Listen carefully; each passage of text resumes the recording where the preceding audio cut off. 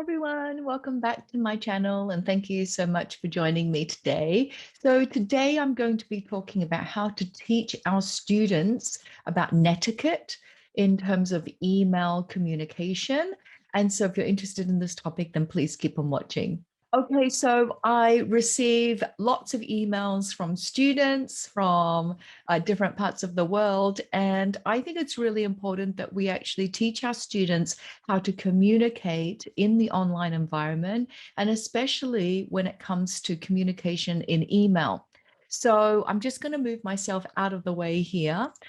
Just going to move myself here, and I'm going to start off with a salutation. So I think that it's really important that our students don't start off just without a salutation or without addressing us. You know, they need to say dear such and such, or at least something by names so that we can see who they are addressing. And so I always say to my students, never start off with an email just going straight into the topic that you want to talk about. And on that same note, it's really important to put a subject line as well, so not to leave that blank.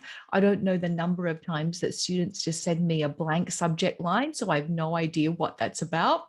My second recommendation here is it's actually okay to use emojis, especially in the virtual online environment, to communicate tone, because a lot of the time we can't hear a person's tone or see their gestures. And so having a smiley emoji in an email, I think, is perfectly okay. And I encourage my students to do it.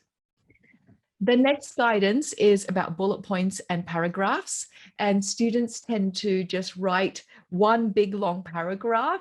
And so just teaching them to break up their paragraphs and the different topics under each paragraph, and even just use bullet points for clarity. So, and especially if you've got 8 points to talk about, I think listing them in bullet point form is easier for the reader. So for example, if there's a due date, or if there's certain formatting conditions that you want for your assignment, then just list them so that it's easier for students to use as a checklist.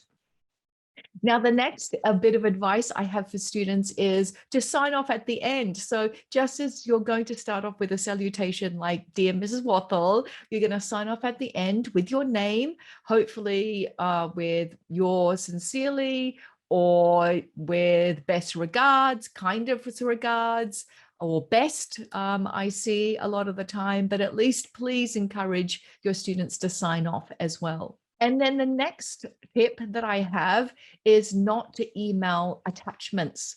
Attachments take up a lot of space in your inbox as well.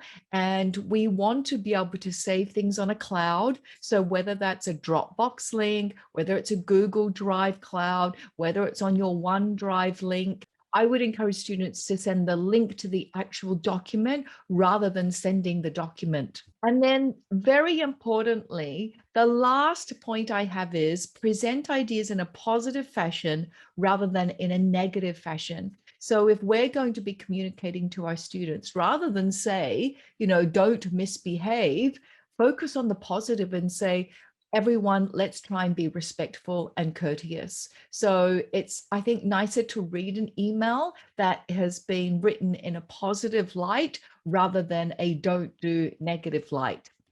Now, I'm sure that you've got a lot of suggestions as well of how to teach our students how to communicate in the virtual online environment, and especially through email. So please put your comments in the section below, and I look forward to seeing you next time. Bye.